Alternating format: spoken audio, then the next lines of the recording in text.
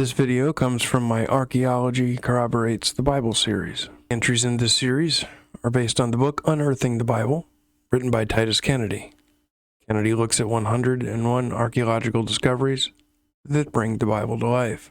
Dr. Titus Kennedy is a professional field archaeologist, an adjunct professor at Biola University, a research fellow at Discovery Institute, and has been a consultant, writer, and guide for history and archaeology documentaries and curricula. Kennedy currently directs archaeological projects in Bible lands, and he has researched and photographed artifacts from around the world. Artifacts left behind from the vanished ancient world of the Bible have been found and recovered through archaeology. What is an artifact? In simple terms, an artifact is an ancient object made or modified by humans, and many have been found, especially in recent years, at archaeological sites around the world. Artifacts include statues, altars, jewelry, weapons, tools, inscriptions, paintings, coins, scarabs, tablets, papyri, stelae, reliefs, and pottery, showcasing the artistic and technological prowess of the ancients. But more importantly, artifacts tell stories of the past. They serve as both visual and informational aids that provide insight into that ancient context and toward an accurate understanding and interpretation. The Bible is a collection of books written millennia ago in places and cultures far removed from modern readers, but artifacts can give us essential knowledge of the ancient world and help us avoid the problem of unconsciously or inadvertently viewing a passage or book in the context of a modern society and time. Because the Bible contains stories from the ancient world, written in a style different than the method of modern historians and paired with theology, many have assumed that the narratives in the Bible are myth, legend, and propaganda instead of accurate history. In fact, the majority of scholars, most media and educational sources, and many in the general public regard the Bible as a fairy tale and frequently portray it as unimportant or irrelevant beyond literary and religious studies. For years, the Bible has been routinely attacked and disregarded on the basis of history or archaeology. And yet, when people look into what archaeologists have unearthed, a different story comes to light, showing that instead of fiction and fairy tales, archaeology indicates that the Bible preserves an accurate recounting of the history addressed in its pages. Specifically, hundreds of artifacts from the distant past have demonstrated the events, people, and places in the Bible to be historical. The Tower of Babel, Enmerkar, and the Lord of Aratta. The ancient Sumerian story of Enmerkar and the Lord of Aratta was composed prior to 2000 BC and focuses on Enmerkar, king of Uruk, and his conflicts with the unnamed king of Aratta. According to the Sumerian King List, Enmerkar probably ruled around 2600 BC or earlier, making him one of the earliest known kings.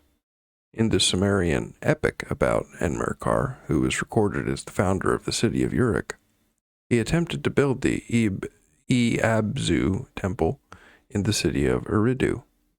References to the land of Shinar, Sumer, and early Mesopotamian cities such as Uruk and Akkad in the Tower of Babel narrative suggest that it accurately reflects an extremely ancient time when the Sumerian civilization was first established.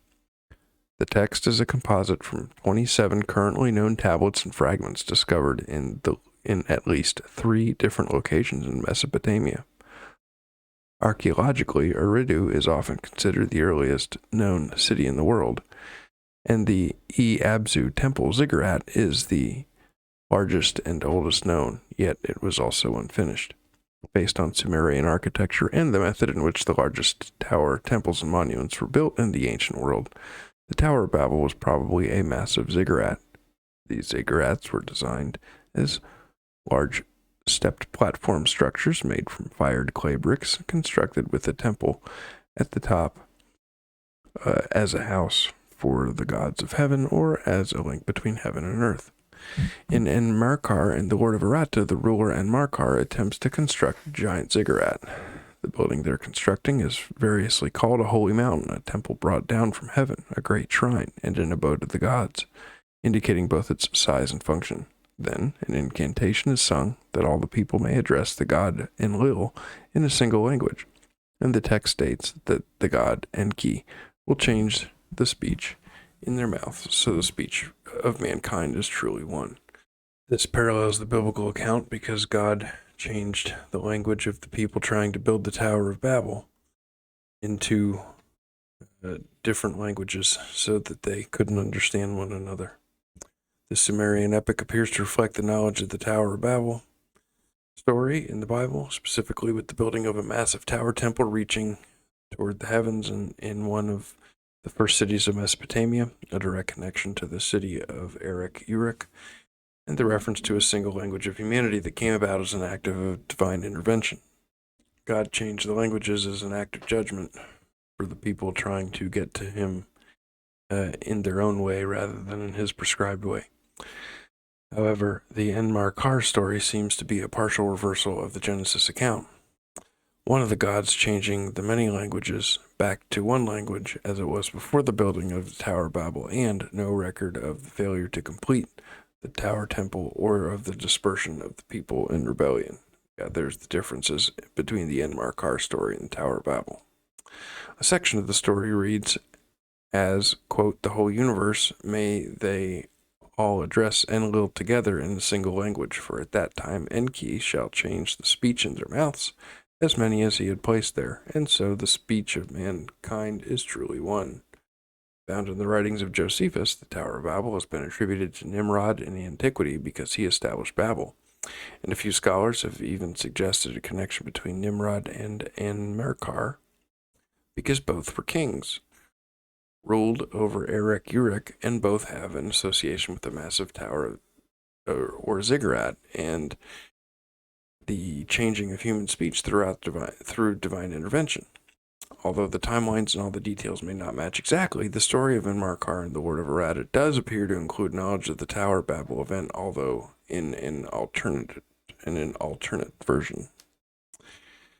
And then, to finish this one, they quote Genesis chapter 10, verse 10, and portions of Genesis chapter 11, 1 through 7, where it says in 10:10, and the beginning of his kingdom was Babel, Uruk, Akkad, Calneh in the land of Shinar. And in chapter 11, now the whole earth had one language and one speech. Then they said to one another, come, let us make bricks and bake them thoroughly. They had brick for stone, and they had asphalt for mortar, and they said, come, let us build ourselves a city and a tower whose top is in the heavens. But the Lord came down to see the city and the tower which the sons of men had built. And the Lord said, come, let us go down and there confuse their language, that they may not understand one another's speech. I see the